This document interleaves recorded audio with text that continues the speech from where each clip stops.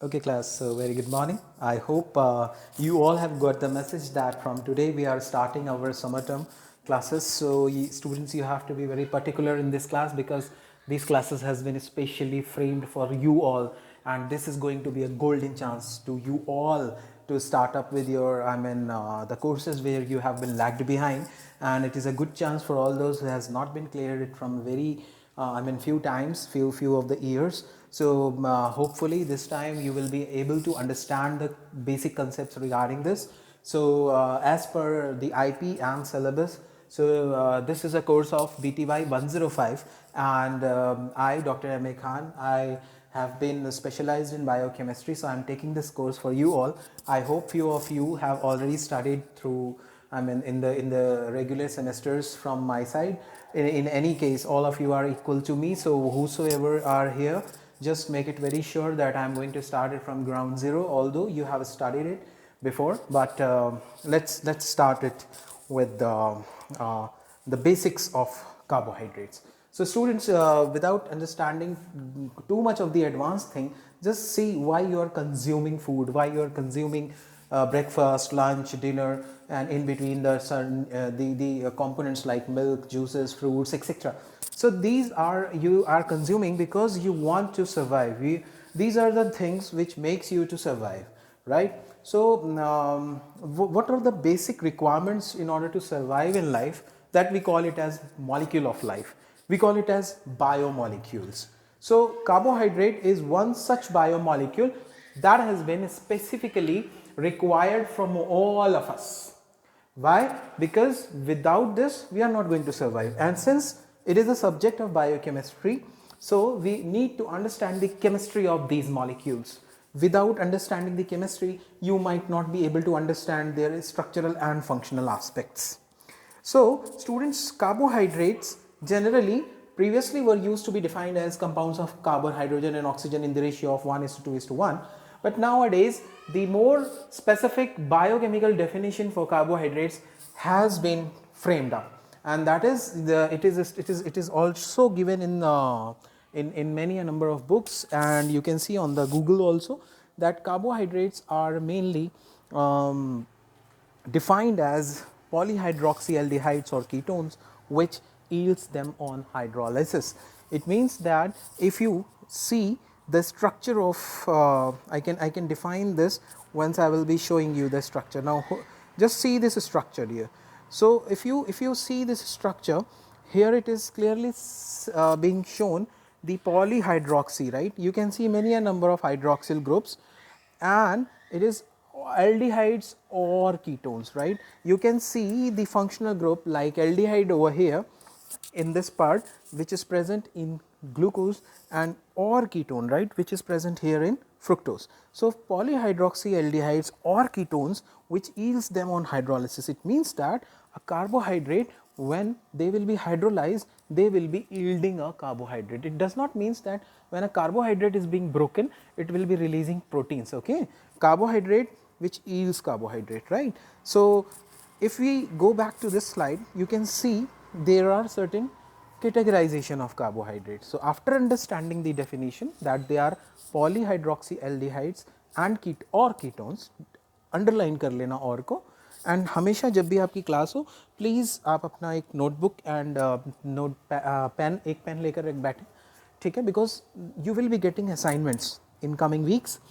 Those assignments will be comprising of questions which are strictly from these lectures. Fine. So just make sure that you are having those resources available with you, your internet speed, and because I'll be available on Zoom also to clear up all the concepts, whichever doubts are there in your mind. So let's categorize carbohydrates. Basics is here, that how will you categorize it. So I'm categorizing right now, it is monosaccharide, disaccharide and polysaccharide. If you see monosaccharide, disaccharide, oligosaccharide, polysaccharide, I mean, you know basically that mono means which is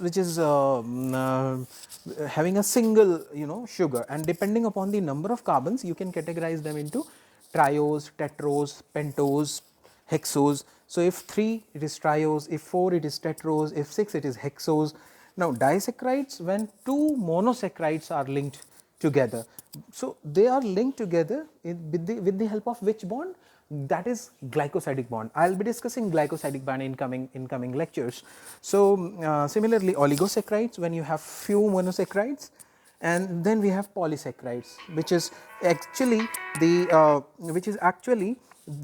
simply means that polysaccharides are containing sugar molecules. I mean few, I can say many a number of sugar molecules that are in which monosaccharide and disaccharide units are joined themselves together, right. So after understanding this, that this classification, because you have to understand monosaccharide, disaccharide, polysaccharide, all these things clearly, let us see certain examples of monosaccharides. As I told you, monosaccharide is a simple sugar, it is a basic sugar. So if you see over here, I have categorized monosaccharides into two, and not me, in fact the Union of Biochemistry. So it is aldoses and ketoses. So aldoses are simple, you can see the monosaccharides which are having aldehydic group over here. You can simply focus over here in this region. This is aldehydic portion, fine. So one such sugar which is having an aldehydic functional group is glucose. Then one such sugar which is having a ketonic functional group is fructose. Here you can see at position number 2 there is a ketonic group, right. So which monosaccharide is this? This is fructose. So question number 1 over here, that name an aldose is, it is glucose. Question number 2, name an aldose which is fructose. So do keep this thing in the mind. Aldehydic group is present at carbon number 1, fructose in ketonic, the ketonic group is present on the carbon number 2, fine. So this is basic example. Now students, you may have seen all these sugars are written as D-glucose, L-glucose, right. So if I just want to clear it over here. First we should know that the simplest unit of a carbohydrate is glyceraldehyde. Glyceraldehyde comes from glycerol. If you know glycerol, it is CH2OH, CHOH, CH2OH, simple 3 carbons. So if you see from this glycerol, the glyceraldehyde is being formed, and if you want to see the depiction of D and L glyceraldehyde, I am taking it as a reference material. So why do you write glucose, why do you write L glucose, why do you write D fructose, why do you write L fructose? It is because of this representation. You can see in this OH is on to the right hand side, your right hand side, okay, and in L OH is on your left hand side. So I mean you can see it is based on the carbon which is asymmetric. So you want to see that carbon which is asymmetric. Asymmetric means the carbon which is having all 4 different substituents over here. So if you want to see the specific hydroxylic group over here on the D, in the D molecules it is on to the right hand side, in the L it is on the left hand side. Now let us move on to the next one after looking at this designations. You are right. So you can see over here, if you want to write in D glucose which carbon you are going to see, I have highlighted it, that if I am asking that why you call this as a D glucose, think onto it. Look at position number 5, I have highlighted it. I have seen the position of hydroxyl onto the carbon number 5th. Why? Because this is the asymmetric carbon which is farthest from the functional group. The rule is you want to see that carbon which is asymmetric. Asymmetric means all 4 different substituents, and it is also farthest from the functional group carbon. So C5 is farthest from the functional group carbon, which is carbon number 1. So due to this you are writing it as D and L nomenclature. Okay. So let us move on from here to the next one. Okay, so this is general information.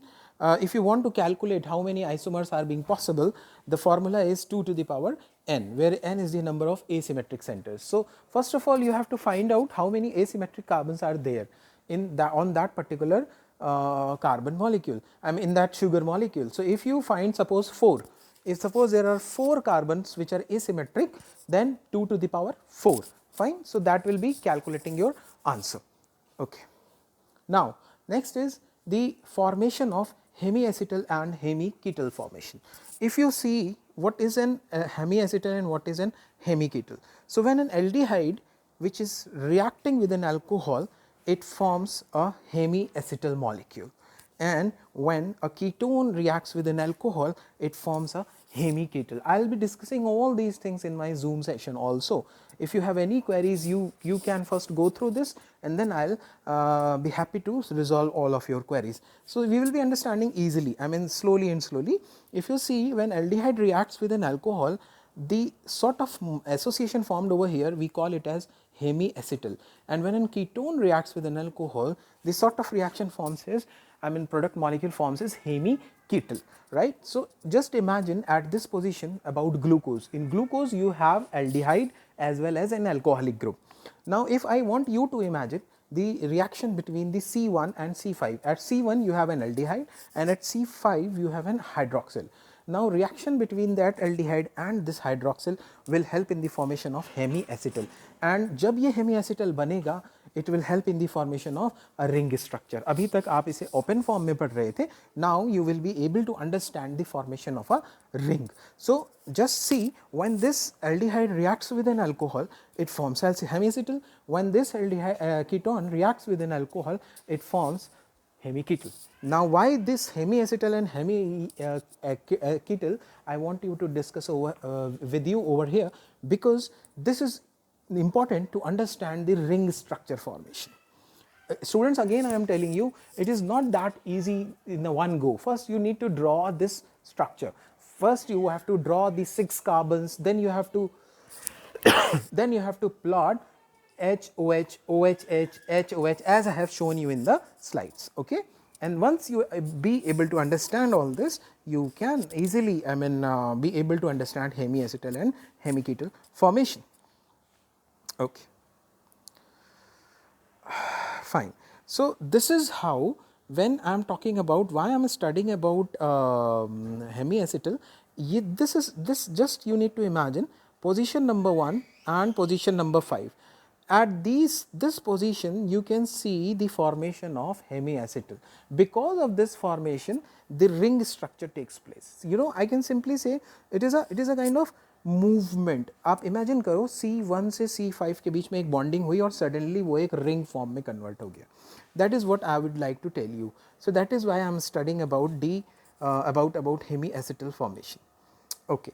So, fructose is like similarly like to glucose. So, first you will be able to understand till here, then I will be discussing something more in the in my next class.